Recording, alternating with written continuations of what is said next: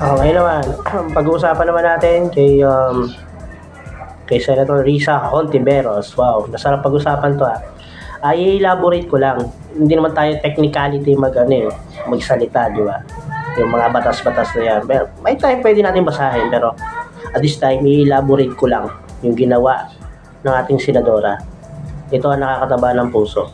Ayaw na niya at kakatok tayo door to door sa mga politiko para humingi lang ng pang-medical, ng tulong kapag kayo ay punta ng ospital kasi ang gusto niya mangyari yung medical assistant guidelines ibigay na. Hindi nung wala nang pasikot-sikot pa, wala nang kuskus balungos na ibigay kagad sa tao. Ano yung kailangan ng tao? Bigay kagad, 'di ba? Ganun lang kasimple. Hindi na kailangan kakatok ka pa sa mga pinto ng mga politiko para at least ipakilala at may palakasan system. Ayaw na ng senadora ng gano'n.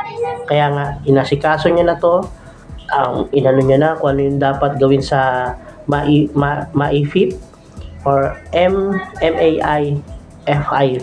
Ito yung meaning niyan. Ayan, yan. Okay, nakikita nyo? Diba? Yun lang din. Diba? Pinasisimple na lang niya. Diba? Kumbaga parang tinapay lang yan eh. Pag binigay ka ng tinapay, may palaman, may soft drinks. Diba? Instant merienda na. Diba? Ganun lang kasimple. Diba? Kaya saludo kay Senadora Risa Hontiveros sa patuloy na pagmamahal mo sa bayan. Kaya nga, eto, handa kami na sumuporta sa iyo sa mga laban mo. Mabuhay ka, Senadora Risa Hontiveros.